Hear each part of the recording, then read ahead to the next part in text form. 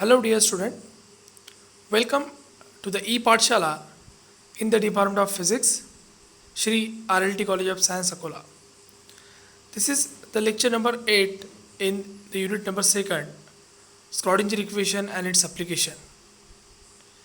In this lecture, we will discuss about the wave function of harmonic oscillator and comparison between the classical and quantum harmonic oscillator. In the previous lecture, lecture number 7a, in which we studied the quantum mechanical treatment of harmonic oscillator.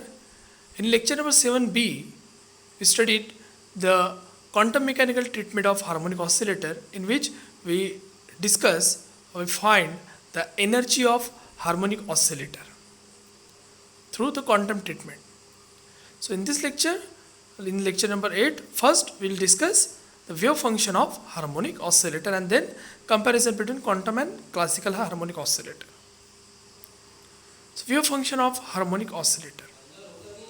In the previous lecture, lecture number 7b, quantum mechanical treatment, in which we see in the equation number 6, this is the wave function of harmonic oscillator.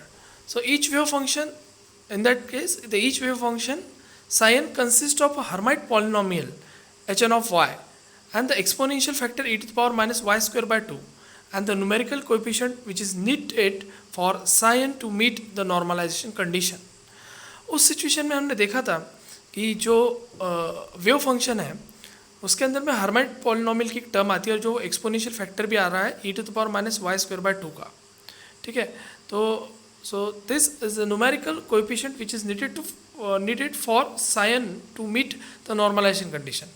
अब उसी wave function के अंदर में एक normalisation condition डाला है A N, जिससे कि आपने देखा था कि particle free particle moving in one dimension box, उसके अंदर में एक नॉर्मलाइजेशन फैक्टर निकाला था हमने A equals to under root of 2 by pi ऐसा निकाला था.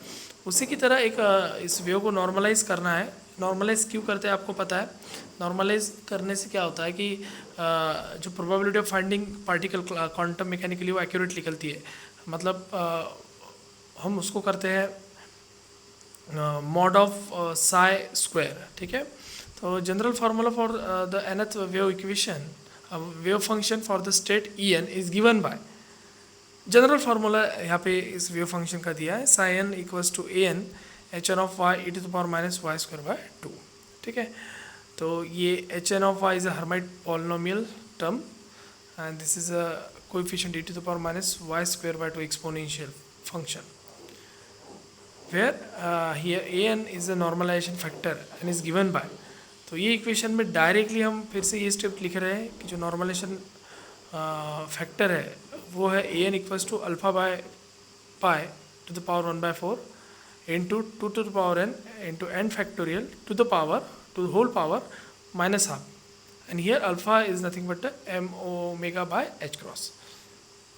ओके, तो ये जो इक्वेशन है वेव फंक्शन का, हमने एनर्जी देखी थी हार्मोनिक ऑसिलेटर की क्वांटम मैकेनिकल ट्रीटमेंट से. वो आई थी ग्राउंड स्टेट के लिए या फिर जनरल फार्मूला था उसका E is equals to n plus half h cross omega.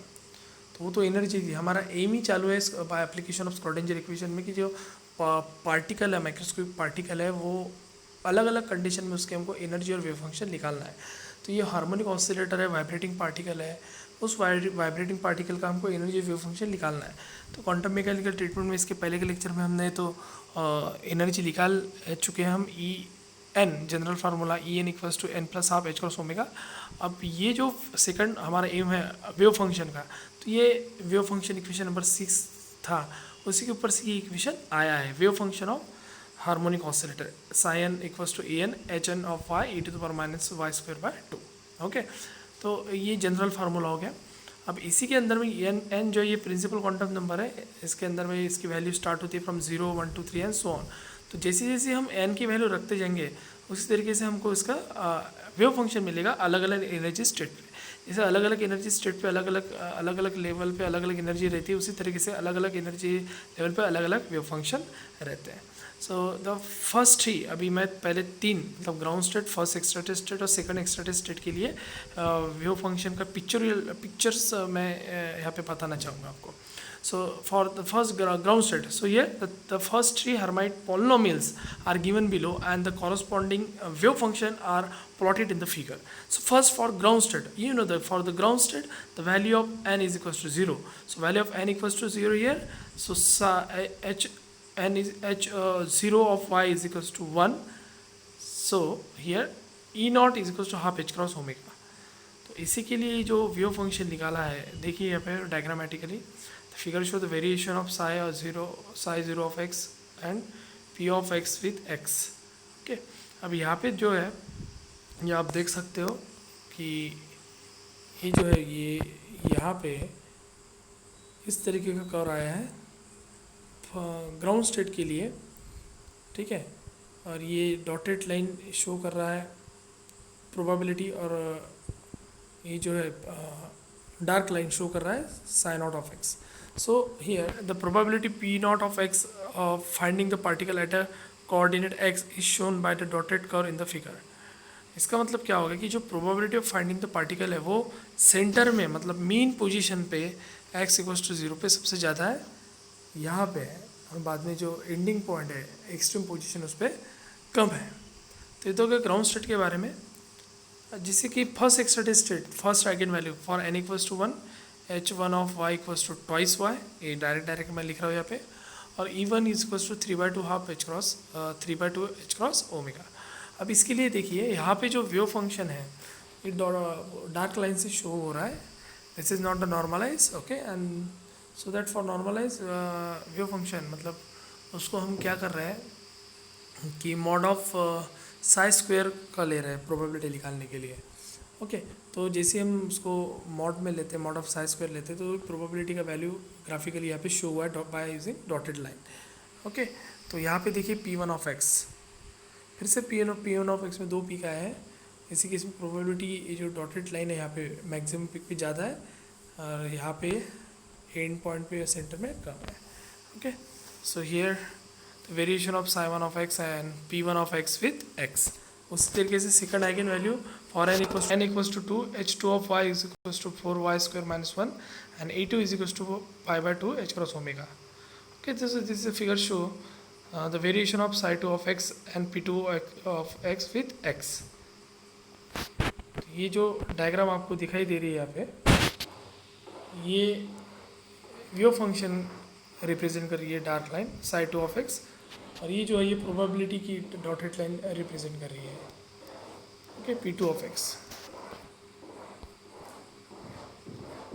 ठीक है. तो अब हमको ये तो हो गया वेव फंक्शन के बारे में डिटेल.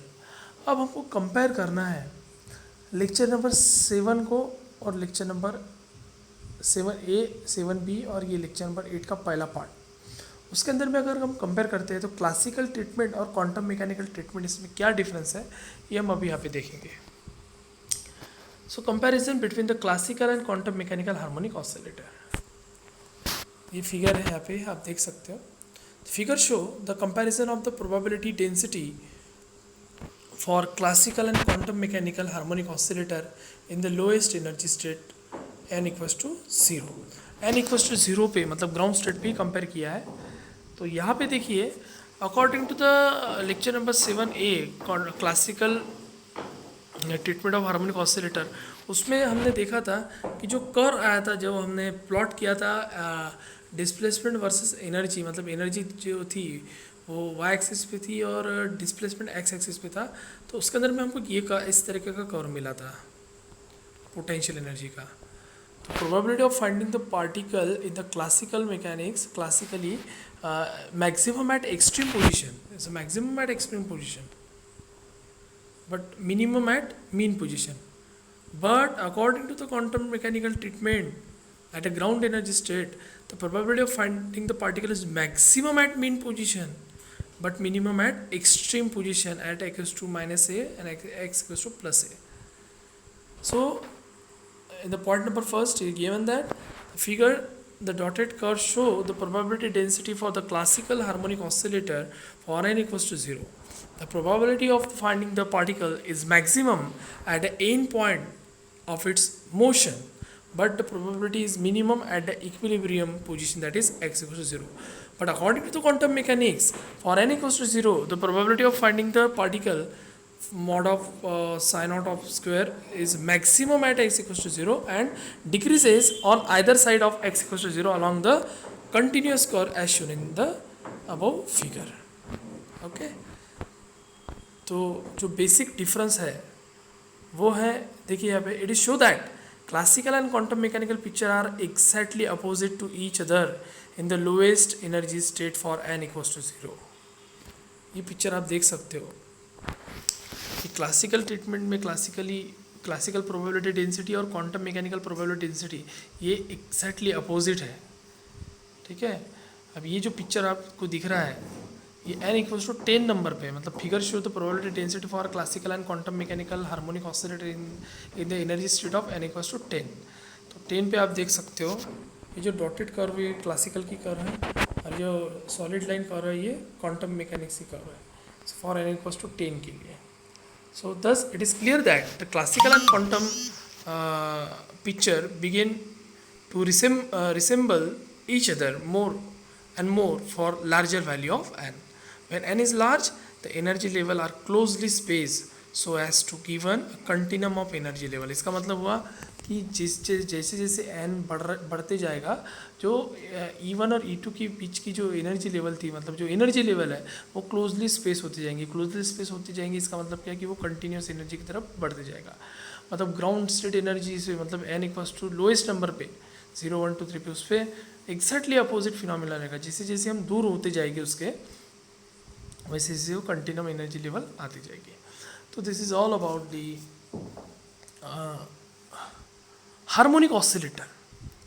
तो हमने लेक्चर नंबर 7A में देखा था classical treatment, lecture number 7B में देखा था क्वांटम मैकेनिकल ट्रीटमेंट. अब ये लेक्चर नंबर 8 में हमने लेक्चर नंबर 7B में एनर्जी देखा था क्वांटम ट्रीटमेंट के साथ में. इसी क्वांटम ट्रीटमेंट का जो नेक्स्ट पार्ट है वेव फंक्शन को हमने लेक्चर नंबर 8 में देखा है. तो यहाँ पे वेव फंक्शन का पार्ट और साथ ही साथ comparison between classical and quantum mechanical harmonic oscillator ये भी हमने देखा है. तो इसका जो कंक्लूजन है वो यही है कि probability finding the particle in the according to the classical harmonic oscillator is maximum at extreme position, minimum at mean position, but exactly opposite in the quantum mechanical oscillator it is maximum at mean position and minimum at extreme position. Thank you very much for watching this video.